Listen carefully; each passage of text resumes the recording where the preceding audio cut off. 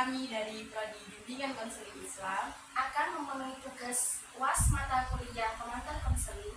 Dan kami dari kelompok 1 ingin memperkenalkan diri. Pertama, perkenalkan, nama saya Muhammad Ferdi Rasid dengan NIM 81.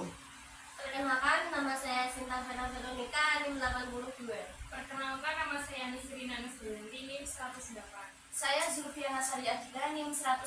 Saya Mar'ati Nadira dengan NIM 83. Saya Ilma Rahman Atikza, NIM 79. Guys, kita kan dari Prodi Konseling nih. Apa sih konseling itu? Menurut dari buku yang saya baca, menurut Bapak Mulyadi, pengertian konseling sendiri itu adalah pertemuan antara konselor dan konseling dengan wawancara khusus untuk membantu atau mengupayakan konseling untuk menuntaskan atau menyelesaikan permasalahan yang dihadapi. Kalau dari buku yang saya baca, menurut Bapak Wagito, konseling adalah proses bantuan yang diberikan oleh seorang konselor pada konseling untuk memecahkan masalah kehidupannya dengan wawancara untuk mesejahterakan hidupnya. Nah, dari kalian berdua, saya kesimpulannya itu ya, konseling adalah hubungan antara konselor dengan klien yang sedang mengalami masalah, baik masalah pribadi, sosial, belajar maupun karir. Nah, dengan harapan itu klien mampu membuat pilihan dalam menjalani hidupnya. Kalau menurut kalian, fungsi dan tujuan konseling itu sama nggak sih? Beda. Coba jelaskan. Kalau menurut aku, tujuan sama fungsi itu beda, karena tujuan itu untuk memenuhi kebutuhan individu mencapai tugas perkembangannya secara optimal, baik dari aspek sosial, pribadi, maupun karir.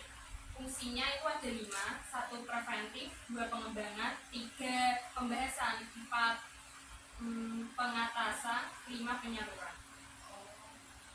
Menurut aku juga beda tujuan dan fungsi dari konseling itu. Kalau tujuan konseling sendiri itu membantu seseorang dalam menuntaskan kesehatan mental agar hidupnya itu lebih terarah dan lebih bermanfaat lagi. Kalau untuk fungsinya itu seperti fungsi yang sudah dijelaskan dari Enes tadi, yaitu fungsi pengembangan, fungsi pemikiran, fungsi dari yang kelima itu. Makasih ya. Tapi menurut pemahaman saya, tujuan bimbingan konseling yaitu untuk memahami diri sendiri, serta tujuan bimbingan konseling dapat menyelesaikan berbagai permasalahan. Tujuan konseling, fungsi bimbingan konseling sendiri memiliki beberapa fungsi, yaitu seperti fungsi preventif dan fungsi edukatif.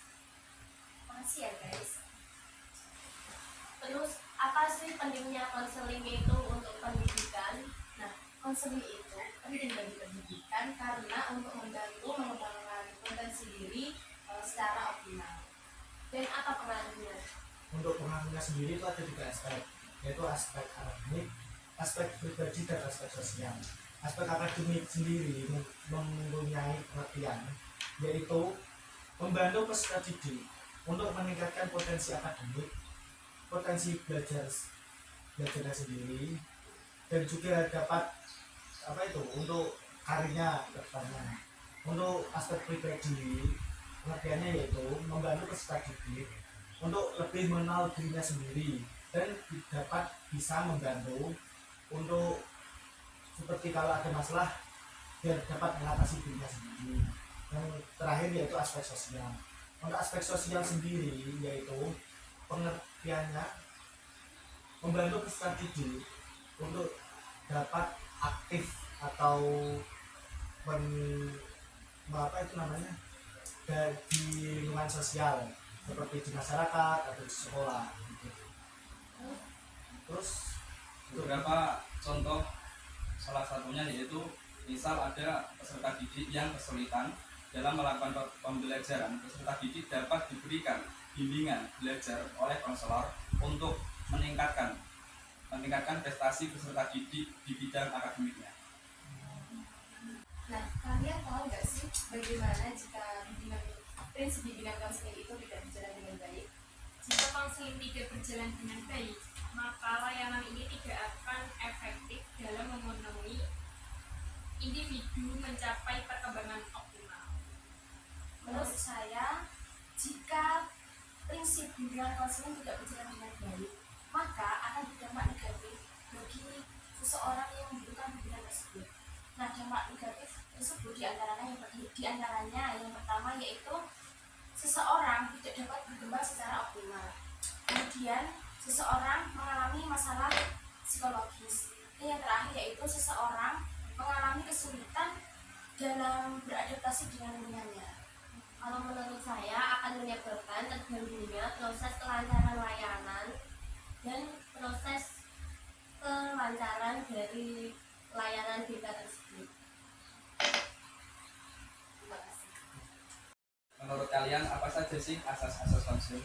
Menurutku asas konseling itu ada asas kerahasiaan, kesukarelaan, asas keterbukaan, dan asas kebijakan.